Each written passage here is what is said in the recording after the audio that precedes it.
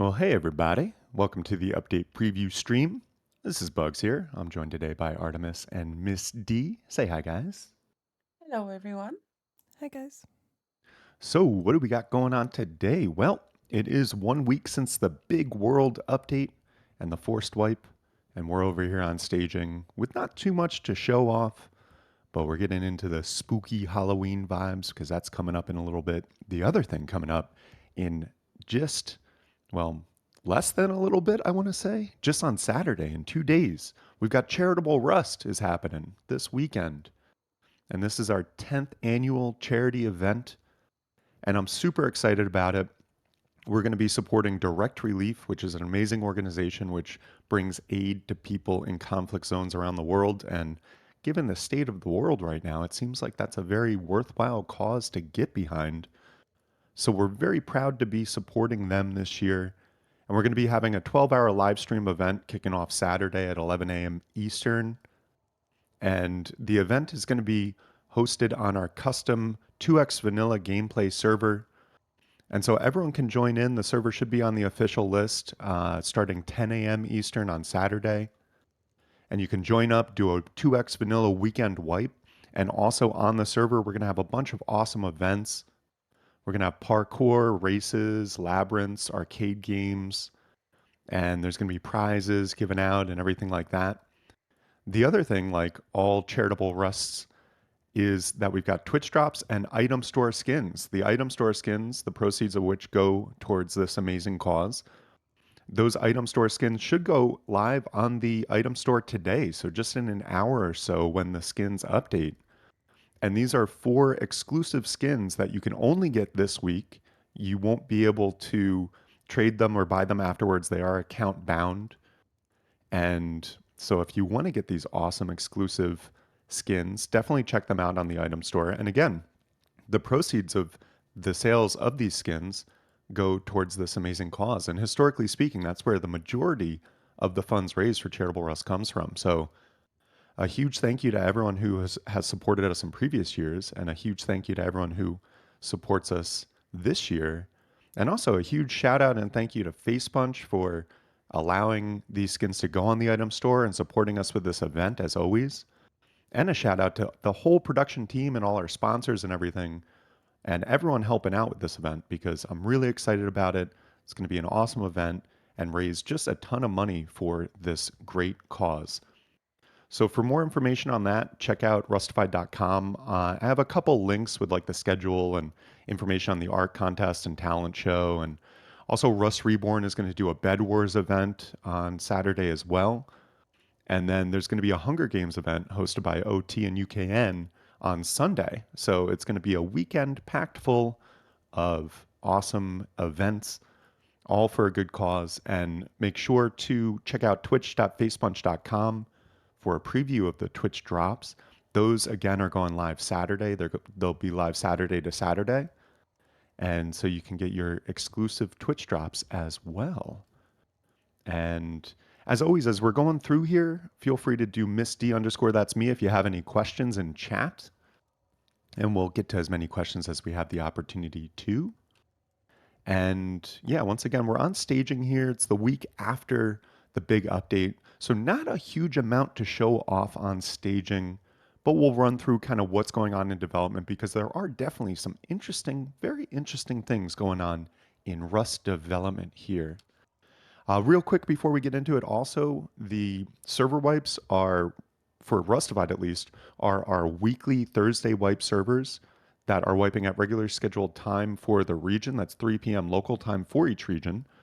That means EU wiped just over 3 hours ago. AUSEA wiped like 12, 11 hours ago because they live in the future. And the US wipes will happen at 3 p.m. Eastern, so just under 2 hours from now. And again, these are the Thursday weekly wipe servers. So, like your mains, your smalls, your solos, your minis, and things like that. So, on to development news. As is common after a big update, especially such a big update, can we all take a moment to just acknowledge this world update? Because holy cow, is that a huge update? And what an awesome change to the maps. I'm loving these new maps. loving the new features and all that stuff. So, again, a shout out to Facepunch for doing just an awesome update as always, and the biggest change to world generation that we've seen in years. And it went out off relatively without too many hitches. There were a couple hitches. There was this glitch that or exploit that allowed people to somehow spam the tutorial window to others. Thankfully, that was fixed really quickly by Facepunch in a hot fix over the weekend, so that's no longer in play. They also did a couple fixes for other exploits and some various improvements to anti-hack, which is always good to see. And then they did just a number of other miscellaneous fixes, most of which have made their way into the patches over the past couple days. Just fixes to various things at Rad Towns and some other miscellaneous things. If you want all the nitty gritty on those, head over to rustafied.com and they are on my article today. And then also, what we're seeing in development this week is more on the siege weapons, which we saw the beginning stages of these siege weapons just last month. And now this month, it seems like they're going full bore on these siege weapons and even creating a new building system for these siege weapons. So if you haven't been keeping track, basically, we've got a couple siege weapons and siege related things in the works. There's catapults, ballistas, battering rams, and siege towers are like the four biggies that we're seeing in development on separate branches. So at the moment, there's not many details on this, and there's no visuals because it is all on a separate branch. But as we do, given the commits, we're able to derive a couple things. One, it is the four things being worked on: catapults, ballistas, battering rams, and siege towers. And then the other thing we're seeing this week is, as I mentioned, that brand new building system. So, how it's going to work basically based on the commits is that you'll put down kind of a skeleton structure first.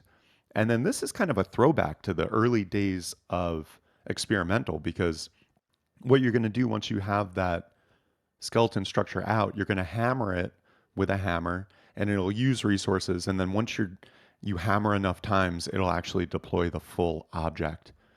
And this is, if anyone remembers, way back in experimental, the original build system in experimental was that you would put down a wall and then to upgrade walls, you had to hammer them. And as you hammered, it would upgrade to the various different levels. And I even am thinking back to the top level originally was this wood looking gold wall.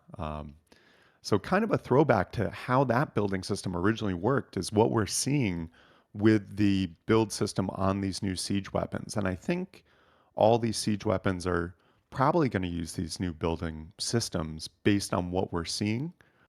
And then what's also interesting that we're seeing in commits this week is that these heavy duty weapons will be towed by horses or cars.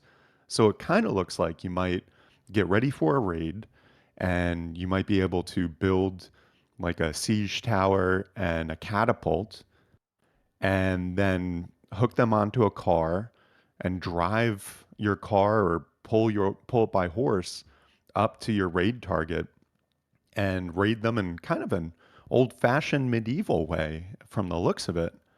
It also looks like there's some work on explosive ammo for the catapult. So, yeah, kind of maybe being able to catapult explosive rocks or maybe even C4, I don't know, at your enemy's base and then roll a siege tower up and climb up the siege tower and open a door on the siege tower and get to the top of their base. Definitely some interesting dynamic changes to rating coming in. And given the velocity at which we're seeing this be worked on by the development team, it's possible we could see these come in the next month or so, couple months maybe. But definitely some huge changes to the meta of not raging. Well, people will definitely rage when they get clobbered by siege weapons, but yeah, huge meta changes to rating in store for the future, given all these siege weapons. So we're keeping a close eye on that. Again, no visuals and no real details yet, but as soon as some of this gets merged onto staging, you better believe we're going to be all over it and giving you all the details and nitty gritty stuff about what is going on with these siege weapons. But no word on exactly when they'll be on staging or available in the game. I kind of doubt it'll be November. It would be awesome if it was November, but I don't know. This seems like a big undertaking and a big shift in the game. And very often those will take, a couple months in development. So, as always, we'll keep you posted. Also, there's more work on the Tier 1 SMG. This is a new weapon in the works. It's going to be, well, just that, a lower tier submachine gun from the looks of it. And this, as with the other stuff, is still on a separate branch, so no visuals yet. But this week they're basically working on modeling and the iron sights and player poses and animations and getting that all ready to go. So I think it is possible that we could see this Tier 1 SMG make it in for November. But we, as always, will keep you posted. There's also a whole bunch of other stuff in the works. The electric counter UI has been increased with resolution, like a much higher resolution, so the text won't be blurry anymore. So that's cool. They're also with this new radioactive water kind of buffing it a little bit. They're buffing the amount of rads given by splashes of radioactive water by 40%, and also greatly buffing the rad amount from sprinklers by over 70%. So interesting options when it comes to trap bases or alarm systems. You can have like some radioactive water sprinklers go off if people get in your base and just radiate the heck out of them. So that's definitely some interesting things going on. They're also now allowing the surrender gesture when ducking. So if you're ducking down and you do want to surrender, you'll be able to do that. And we're also seeing some more work on various new features. We've got the snakes are being worked on. We've seen a number of commits on the snakes this week. It looks like the snakes is going to be part of most likely that Jungle Ruins monument, which is still in the works. And along with that monument, it might even be a new jungle biome. And yeah, we're seeing some various things related with that. We've seen work on crocodiles, on I think a panther and snakes. And then also this week, we're seeing work on a new vine system, which sounds pretty jungly to me. I'm not really sure if it will be, but these vines are interesting because it looks like they will be mountable. So I don't know if we'll be able to do some Tarzan swinging from vine to vine through the new jungle biome anytime in the future. But it seems like that might be a possibility because we're seeing a bunch of commits related to these new vines as well. There's also more work on shields, which is going to be that new defensive mechanic where it looks like there'll be a couple different types of shields, a wood shield, an improvised shield, maybe a higher tier shield as well. And the idea there is that you'll be able to hold it, I think, in your left hand, and then you'll still be able to wield certain weapons like pistols and a sword in your right hand. And then you'll be able to block incoming attacks, and those attacks will be absorbed by the HP of the shield. So as you get hit, the shield durability will just go down until it breaks. And the other cool thing about shields that we're seeing from commits is that when you don't have it equipped, it'll be kind of visible on your back, kind of like a backpack. But unlike the backpack, the shield will actually absorb blows when you get hit from behind and it's on your back. So that'll be a cool kind of defensive feature. It will definitely require some balance and everything like that because I don't know. I've just seen shields in other games be added and then unbalanced, and it's either too much of an advantage for the people with the person with the shield, or it's not a good enough thing to even be worth using. So it'll be interesting to see how they do the balance with these shields, but we are seeing a good amount of work being done on these shields. Still no visuals yet, separate branch, as with pretty much all this stuff. So we'll give you more details as they come to light.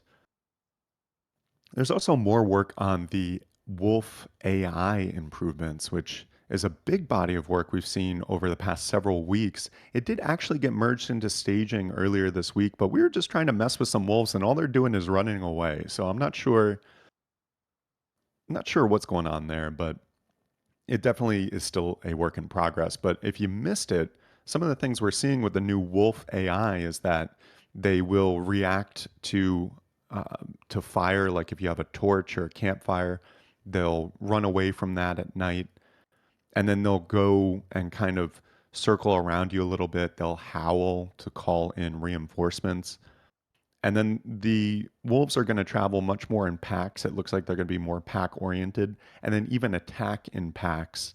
And so there's this whole dynamic where if you find a lone wolf and you startle it or shoot it, it'll run away, call its friends, and then come and try to attack you or your group in pack form. The other thing of note with the Wolf AI is that they apparently will jump on foundations as well. So no more just hiding up on a foundation. They will be jumping on that. But as we were testing it before the stream, we wanted to show off a little bit, but the only thing they were doing is running away from us. So I'm not sure if our spooky base just scared them away too much or That's it. Yeah. more. Yeah, it could be it, or more than likely, it's just still a work in progress and it needs a little more tender love and care before it's ready for prime time. But nevertheless, seeing it on staging this early in the month does give a good indication that it might go live with the update in November. So, as always, we'll keep you posted. We also did just this morning see the first kind of work on a new lower tier weapon. A 4-shot mini crossbow is in the works. So that's definitely an interesting one. It would, yeah, probably be a lower tier kind of shooting like bolts and 4-shot though. So you could take 4 different shots without having to reload in between each one and kind of a mini crossbow. So probably a one-hander type of thing. And maybe this will use the same ammo as the blow dart pipe, which is, or blow pipe, which is still being worked on as well. And if you miss that, that's going to shoot bone darts, but it's also going to have the option for some poison darts. It looks like they're playing with a dart that will blur the person's vision for a period of time, another dart that will slow down their movement. I think they were playing with a radioactive dart and even playing with potentially a healing dart, which would be interesting. I think that was mainly just a test. I'm not sure we're going to see that necessarily, but that would be interesting if you've got a teammate far away, getting really hurt or maybe even downed and wounded behind something, and you can like snipe them with a healing dart to get them up. That could be interesting. So no word if this 4-shot mini crossbow is going to use those darts as well, but it seems like that could be a good opportunity for some ammo overlap with these new weapons coming in. They're also doing some work on crude gestures, and these are the gestures with like the middle finger, the double middle finger, the my personal favorite, the like kind of roll up middle finger. I don't know if I'm saying that right, but you kind of crank the middle finger up with your other hand and things like that. So, no word if these crude gestures are going to be their own DLC or if they're just going to add them in the game. But after a period of not seeing them be worked on too much last month, we're seeing work on them pick up again. And this was originally a Hack Week project, but it looks like it is going to make it into prime time sometime in the future. They're also doing an overhaul on flashlights, just making the flashlight look better. They're changing how it's illuminated and just doing some improvements on it, overhauling how the flashlights work and illuminate the surroundings. They're also doing some more work on removing old cliffs from monuments. And this is kind of a follow up to the world update from last week. One of the main features was there's all new cliff faces around, as I'm sure you've seen. But some of the monuments still had the old cliffs in them. So they're replacing those old cliffs with the new cliffs. And then at some point in the next month or so, we're probably going to see those old cliffs just get removed from the game entirely. So if you are a custom map maker or anything like that, that may be something that you have to account for if your maps use the old cliffs. They might not be around for too much longer. The devs have said they do plan on taking them out in the game, which makes sense because you want to keep the game as slim as possible. You want to keep it as performant as possible, and having extra assets in the game that people have to download and account for that aren't being used, well, doesn't super make sense. So those cliffs will be removed at some point, but first they got to get them replaced with all the new cliffs at the monuments. They're also doing some tweaks to horse riding. Basically, the goal here is to make it feel more natural. So, with that, they're adding subtle neck movements and increasing the turning speed and reducing the stopping time of horses. So, it seems like horse riding in the near future should seem more natural and more responsive, which is definitely going to be a cool thing. and they added a set local player visible client admin command, which you as players shouldn't need to worry about. I haven't even looked into it too much to see what it does, but the new admin command coming in. And also, they added building topology ring around oases to block railroads and just roads in general from coming too close to those oases. Oases. I had it last week. I lost it. I can't pluralize that. Can't pluralize that damn word. But yeah, the oases won't have roads around them in the near future. But yeah, that's pretty much what we're looking at for what's going on in development. This is a long month, so it's a 5 Thursday month.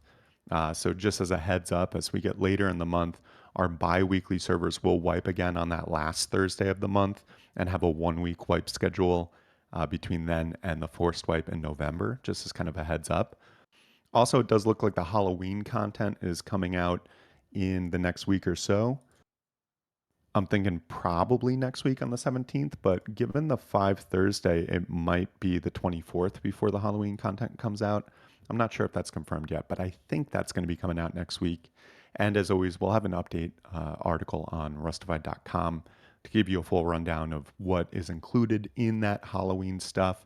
There's some new masks being worked on. There's going to be some cool community item store skins and the normal Halloween events that we've seen in previous years with like the trick or treating and the scarecrows and mummies running around the map and things like that. So some spooky stuff is on the horizon for later this month. And real quick, before we handle some questions, I just want to play the skin trailer that we've got to show off some of these awesome skins that are coming in for the Twitch drops and item store for the Charitable Rust event. Again, the item store skins, which should be available later today on the item store, will be um, the proceeds of which will be going to this amazing cause as well. So if you do purchase one of those skins or all those skins, that is technically really like a donation towards direct relief and helping bring aid to people in conflict zones around the world. And they're exclusive skins that you can only get during this event, and they're bound to your account, so you can't buy them afterwards. Every year I get people asking if there's any way they can possibly get skins from previous Charitable Rust years, and the answer is always no, because they're exclusive just to this event. So let's let that skin trailer rip, and then we'll be back in about a minute or so to field some questions. As always, if you have questions, do at Misty underscore that's me in chat, and we'll get to as many questions as we can. We'll be back in just a minute to run through those.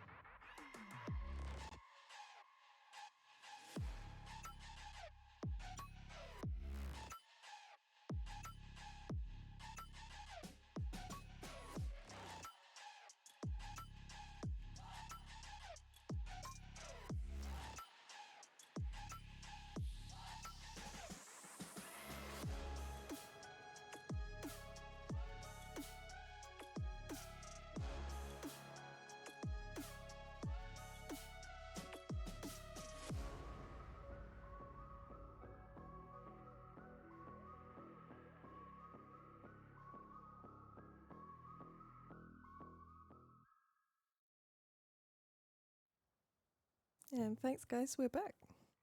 All right, welcome back. And yeah, that's just a little preview of some of the skins that we've got available on the Twitch drops and the item store. Again, the item store stuff should be going live today. So you should have 4 skins on the item store later today in the next hour or so. And then the Twitch drops go live Saturday at 11 a.m. Eastern, right when our 12-hour stream kicks off. So I look forward to seeing y'all at Charitable Rust this year.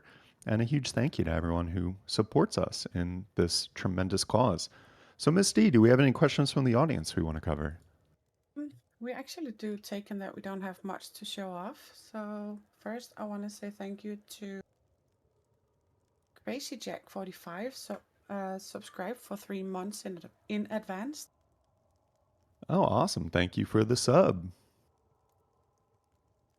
Mm, Is there any servers wiping at 1 p.m. or is it all at 3 p.m.? For Rustafied servers, they wipe at 3 p.m. local time for the region. So the only time it would be 1 p.m. is if you were in like California, because I think that, or no, maybe Central. I don't know how time zones work, but no, they're 3 p.m. local time for the region. So 3 p.m. East is when the U.S. servers wipe, and then all the other servers for Rustified that are wiping today have already wiped. Does, Bus- Does Bugs think that Nexus system might be ready by this time next year? Yeah, I would think it probably would be. The weird thing is the Nexus system is like kind of technically in the game and has been for months, but it seems like the devs kind of shifted focus to other things. And there's probably some more work to be done with the Nexus. That's, of course, the server to server transfer stuff where there'll be like different nodes of the same Nexus server that you can go to. And they're going to share blueprints and wipe times and everything. And that's also, of course, going to have that huge clan system with the clan table. And it's like the Team UI on crack, where instead of like managing 10 people, it can manage hundreds of people. And there's like a message board and leadership roles and all that stuff. And it's weird because yeah, that's been kind of in the game for a couple months now, but in the code at least, but not live in the game. So it's hard to say when it will be going in because it seems like, as I mentioned, the devs have kind of shifted priorities and are focusing elsewhere. So I wouldn't be surprised though if early next year we see focus shift back on Nexus for like a month and then it goes live. So yeah, if I had to bet, would it be live a year from now? Yeah, probably. But nothing's really confirmed yet. Can you fix FPS? Personally, no, I can't fix FPS. I'm not a developer and I'm not part of FacePunch. We're just an independent organization who reports on development news and runs the best servers that we can. But there are, I would look for some FPS fixes on Reddit. Some people have done some posts on how to improve FPS. But yeah, just tweak your graphics settings, see what works. And make sure I you're, think another thing is also like a new processor that works as well.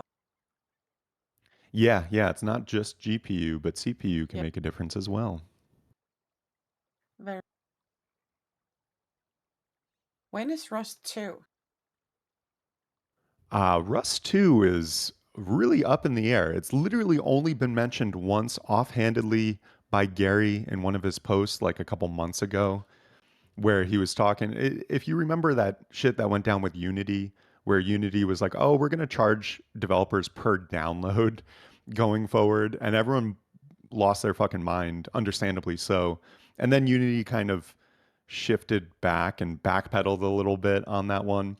But during that time, Gary did an article where, long and short, he was basically like, you better believe that we're not going to be using Unity for Rust 2.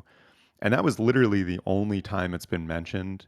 And so I had a thought like maybe once Sandbox is really ready, that's the thing Gary's really focusing on now, then maybe Rust 2 would be developed as part of on the Sandbox platform.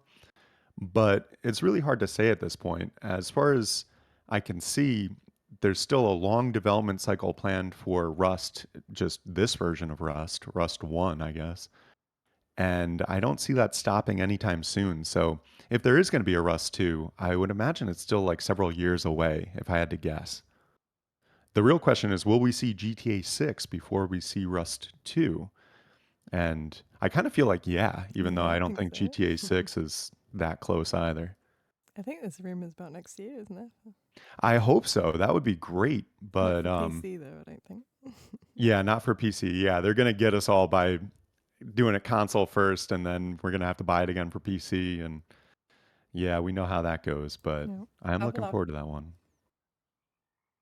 Someone said that this wipe is also forced for the Halloween update. Is that true? The Halloween update is going to come via a mandatory server and client update either next week or the following week.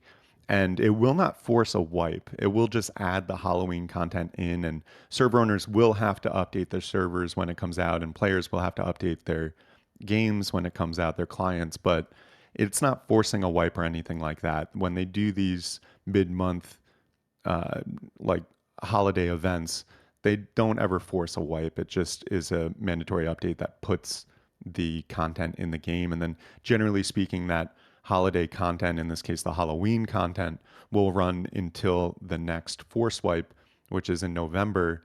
And that's when they'll remove it from the game and end the event, so to speak. Year 11 of Asken. When can we use fist and feet? Yeah, good question. For a game developed by a studio called Face Punch, it's weird we can't punch any faces 10 years into the game.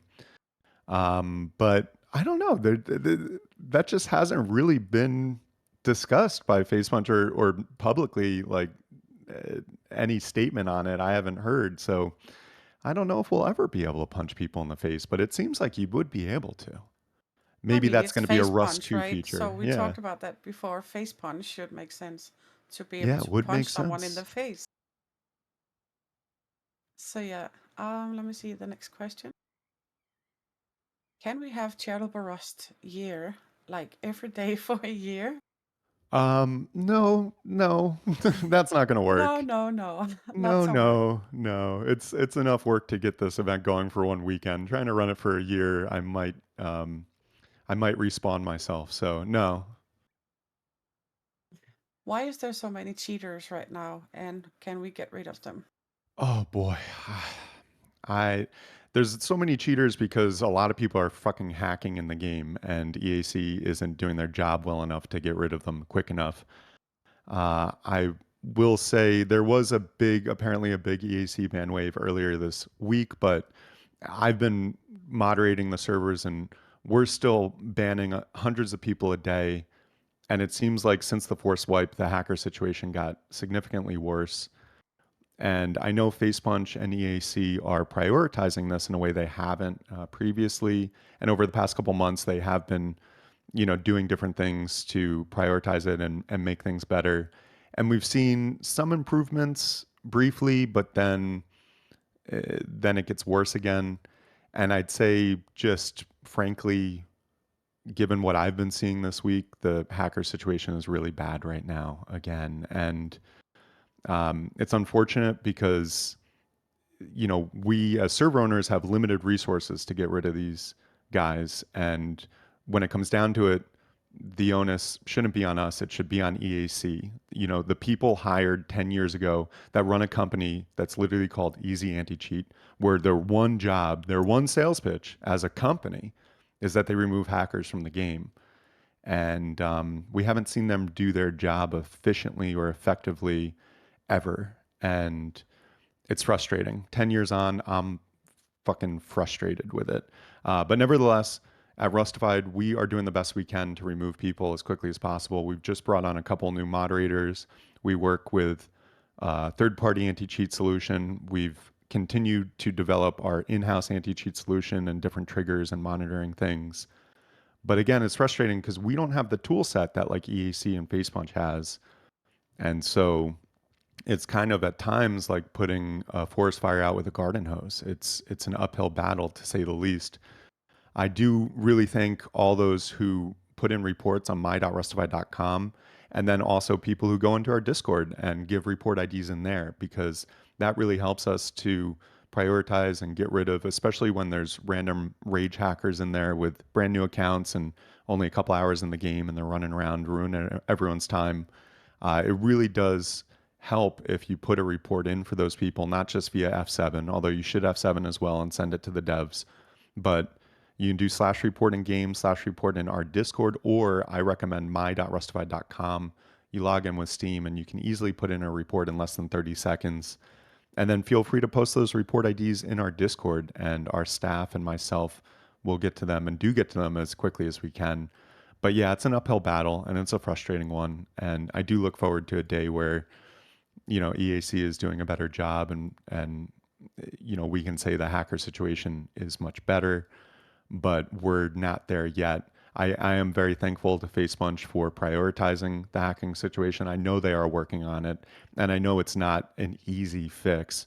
So, I do have nothing but gratitude for FacePunch for doing what they're doing, and I look forward to a day where we can declare the hacking situation, mitigated. But yeah, we're not there yet. First time talking. Who is talking on stream? Is it devs or admins of Rustafied servers? This is Bugs talking on stream, and then that's Miss D doing the questions, and then Artemis is handling the camera and talking occasionally, and we're all just part of Rustified. In fact, I founded Rustified and am the owner of Rustified, but we're an independent organization. We're not part of FacePunch. We're not developers of the game. We're just fans of the game like you who love reporting on development news and running the best servers that we can.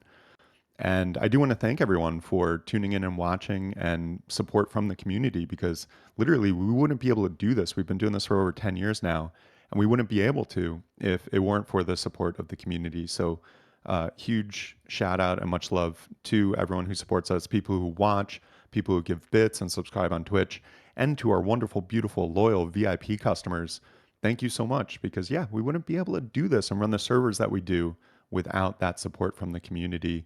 Or also, we wouldn't be able to do the charity event, Charitable Rust, this weekend without that support. So thank you all, and yeah, we'll keep on doing what we're doing here.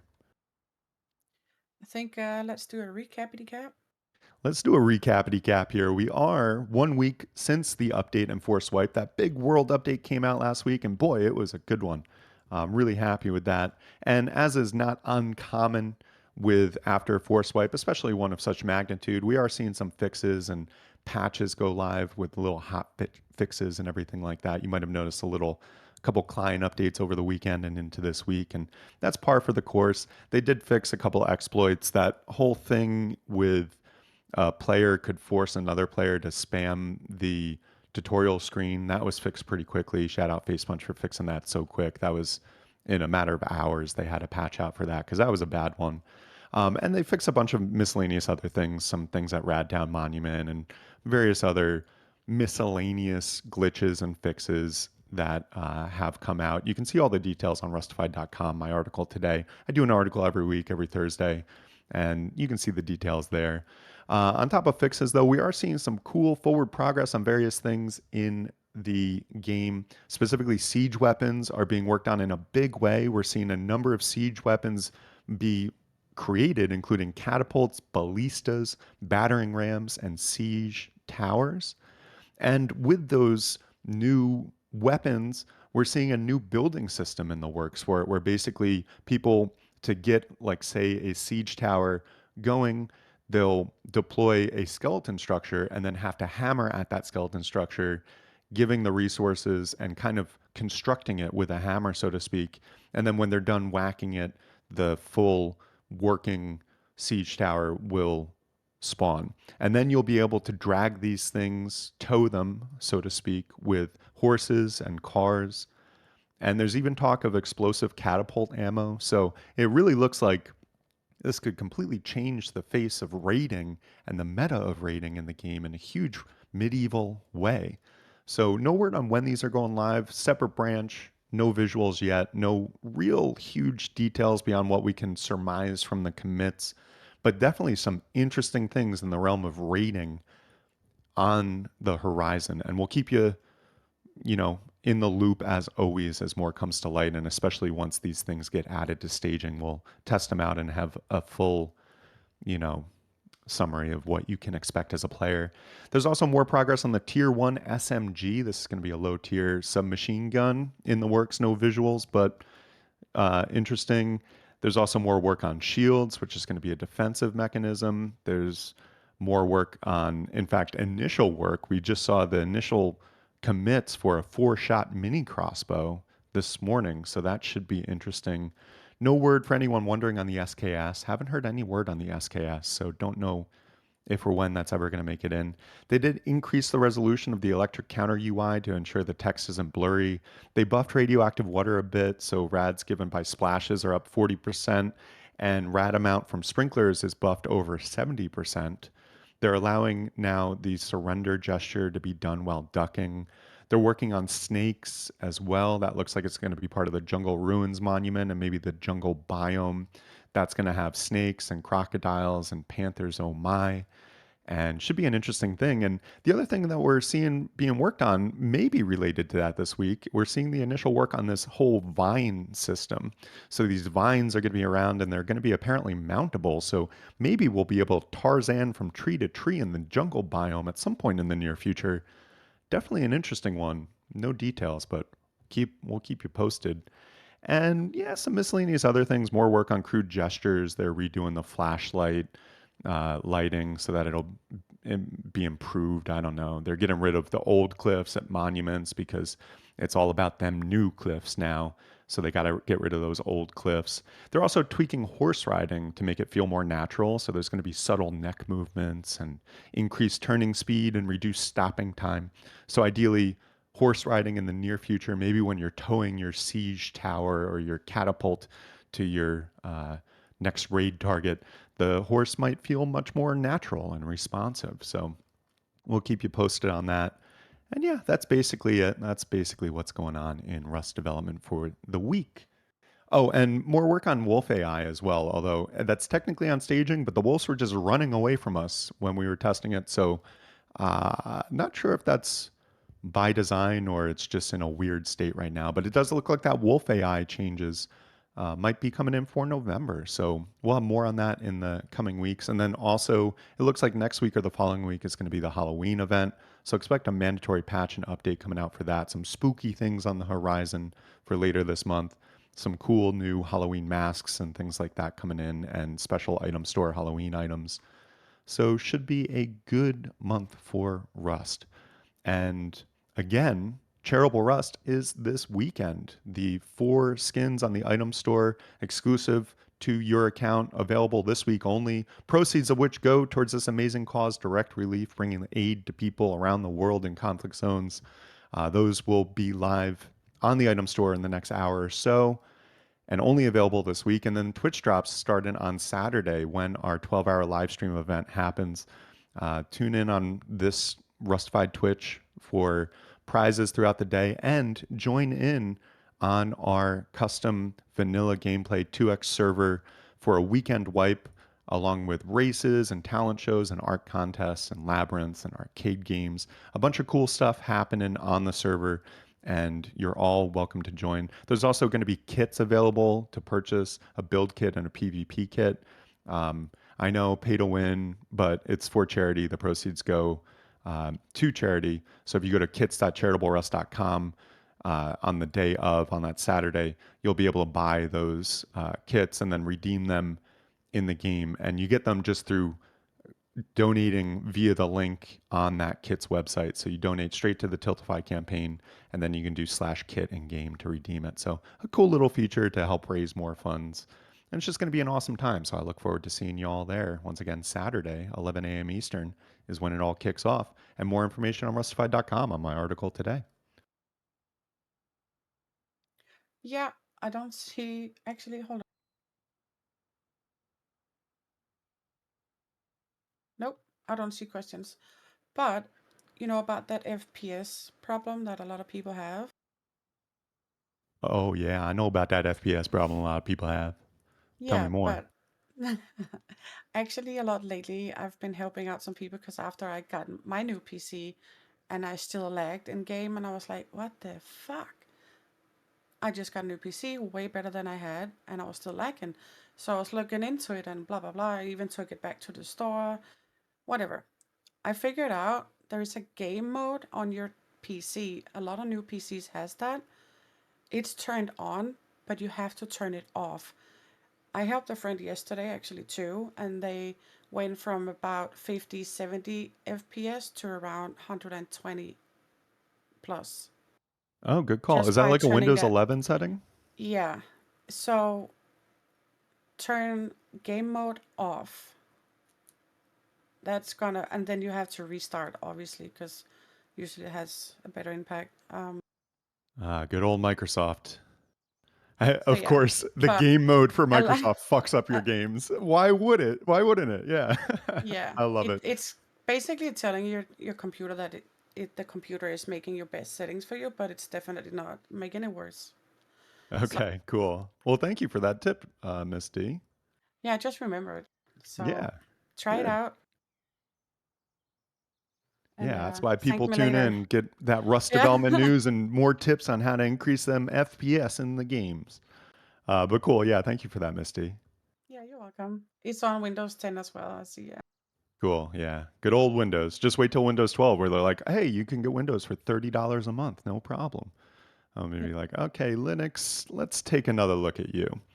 But anyway, with that, I think we'll wind this puppy down. I do want to thank everyone for tuning in as always. We are an independent organization, not on the FaceBunch payroll, not developers of the game. So we can only do this through the support of the community. So to everyone who watches, subscribes, gives bits, and our wonderful, beautiful, loyal VIP customers, thank you all so very much for the support and much love to you all. Thank you to my co-MCs, Misty and Artemis, as always, for joining me here. As always, you're very welcome. And yeah, shout out to Facepunch for keeping this game great and all the hard work they do. Shout out to the whole team at Rustafied for helping me keep these servers running and doing the best we can to provide the best gaming experience for Vanilla Rust on the official list. And definitely, as always, tune in to Charitable Rust this weekend. It's going to be an awesome time raising a ton of funds for a great cause. So I look forward to seeing you there. In the meantime, we are going to wind this puppy down with a Charitable Rust teaser trailer. You can get a sense for the awesome server that we're going to be playing on. It's the custom map Synecdoche with a bunch of awesome custom Charitable Rust only things on there. And yeah, thank you again, everyone, for tuning in. This is Bugs signing off. I forgot my I tagline was at the about. end. I hope you all have a wonderful week and a wonderful wipe. This is Bugs signing off. There, that sounds much better. Well, it doesn't sound good at all now that I fucked it all up. But anyway, love you all. Thank you. I'll catch you all later. Bye.